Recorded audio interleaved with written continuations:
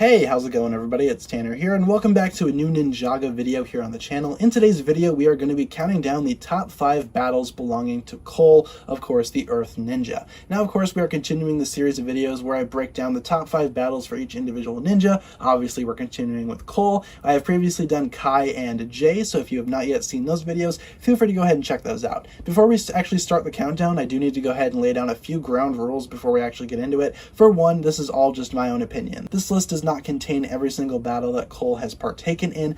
These are just my own top 5 favorites. Your list will very likely disagree with mine, just like how it will disagree with a lot of other people's opinions, and that's okay. I don't feel the need to be attacked for my own opinion, so please don't do that. At the end of the video, feel free to go ahead and list your own top 5 Cole battles down below in the comments, and we can go ahead and take it from there. Also, I do need to specify that in terms of individual battles for the ninja, I am not counting major group battles. For example, the final battle of Season 1 will not be included in this list despite the role that Cole had in that battle, because overall that was a team effort. These are just the top 5 battles that Cole has basically had to himself, if that makes sense. If there are specific allies here and there, that's fine, but big ninja team-up battles will not be included in these videos. With that being said, let's go ahead and not waste any more time and get right to my number 5 entry. So this entry is kind of an interesting one because it does involve Cole, but it also involves several other people. However, they are not the ninja, so I'm not counting it for a group battle. And also Cole does a lot in this battle, and overall this is the battle between Cole and his allies and the lava monster. This of course comes from Ninjago's most recent season, as of the time of recording this video, Master of the Mountain, and Cole is allied with Master Wu, Princess Vanya, and the rest of the Upply. Now of course in this battle I am specifically labeling this a Cole battle because of his leadership role that is kind of present throughout this fight. So Cole actually being a leader is something that Ninjago has kind of always alluded to, but never really explicitly shown before season 13. In this battle, Cole finally has a chance to lead his own team against the lava monster in the dungeons of Shintaro, and he does a great job at it. Of course, he does fight as well, as we see him using his earth elemental energy to go ahead and, I guess, prevent the lava monster from hurting anybody or prevent it from getting too far. Overall, he and the Upply managed to defeat the lava monster, at least for the time being. But what makes this battle important to me is Cole's leadership role. Like I said earlier, him finally leading a team and doing a great job at it is something that I really wanted to see from Cole's character from the beginning. And of course, since Cole is my favorite ninja, I might be a little biased here, but I thought this battle did a lot for Cole's character, and that's why I'm including it on this list. It's not so much an individual battle for Cole as much as it is an individual experience for him to develop more as a leader, and that's why it's in the number 5 spot on this list. Next up on the list, we actually have Cole's first battle from Day of the Departed, that being Cole versus the Ghost Warriors. Now, of course, these are all students belonging to Sensei Yang, and as Day of the Departed is a very much Cole-heavy story, it's very obvious that on this list there are going to be a few instances of battles from Day of the Departed, this one being the first. Now, this battle actually was kind of a brief one, but it actually showcases a lot of what Cole can do, especially in his new ghost form, because again, after Yang kind of taunts Cole and has the ghost students kind of watch him, Cole goes all out and just kind of starts creating chaos as he fights off all of the Ghost Warriors, and in my opinion, this fight is really fun. It's really fun for one, because again, it's ghost on ghost action, but you actually do get a lot of what Cole's new ghost power is capable of, as ever since Cole remained a ghost, there really wasn't a whole lot of combat that we actually saw Cole partake in, of course one-on-one combat, but this battle kind of showcases what Ghost Cole is fully capable of, especially with his large array of weaponry.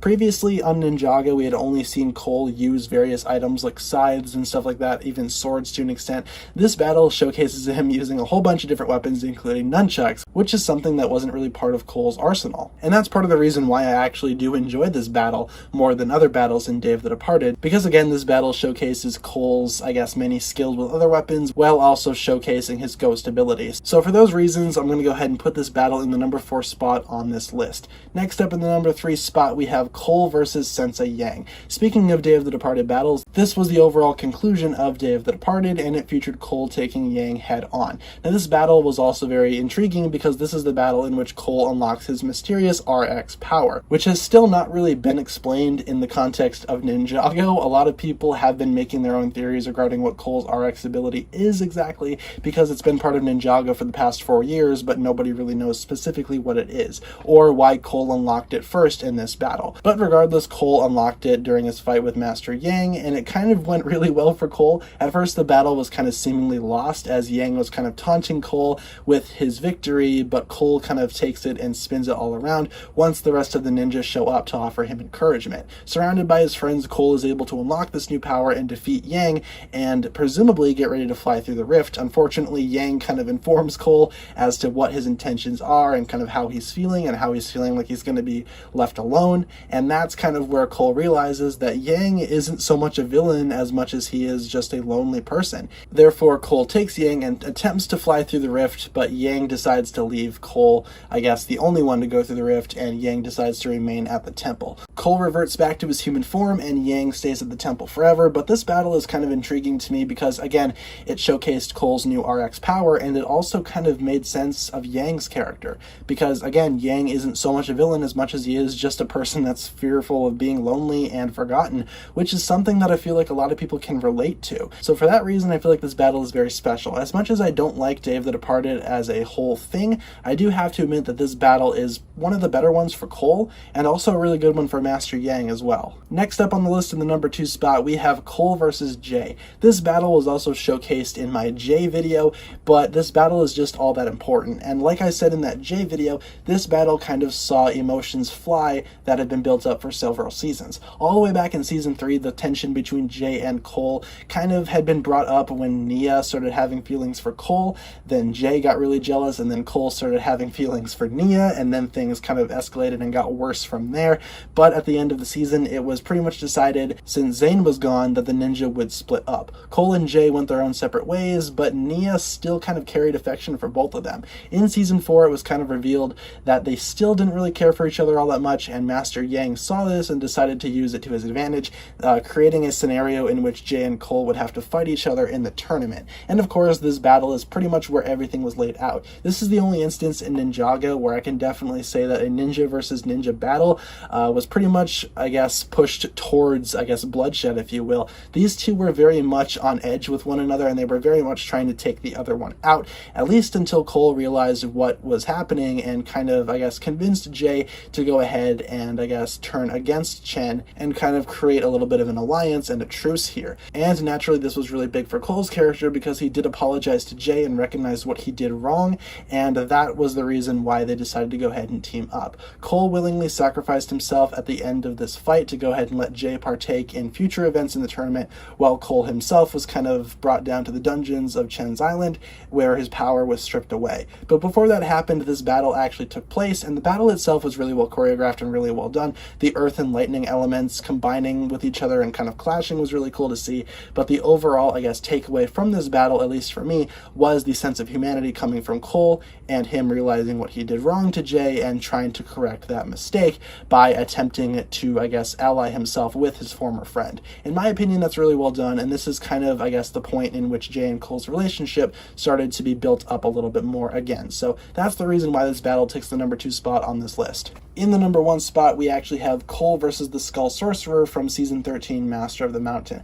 I'm sure a lot of you guys knew that this battle was going to be in the number 1 spot, but it's just that great. Before Season 13 came out, Tommy Andreasen, who was one of the co-creators of Ninjago, he had said that this battle would be one of the most, I guess, well-choreographed fights in all of Ninjago's history, and he was right. This battle is insanely awesome to me. Overall, the actual fighting between Cole and the Skull Sorcerer was insanely cool to see. The actual swordplay, the actual combat at hand here was really well done. Watching the episode where this fight originated from, I was on the edge of my seat and my jaw was on the floor just with how well this battle was done. Cole, of course, was armed with both Blades of Deliverance, and the Skull Sorcerer was kind of taunting Cole the entire time, talking about how Cole's mother was a liar and all this kind of stuff, and it was kind of proven true when the Blades of Deliverance shattered in front of Cole's eyes. But that wasn't where Cole's battle would end, as he soon unlocked the power of the Spinjitzu Burst once he realized that it's not the magic in the blades that mattered, it was the magic inside Cole's mother that mattered, therefore allowing him to absorb the earth element and unlock Spinjitzu Burst, which destroyed the skull of Hazador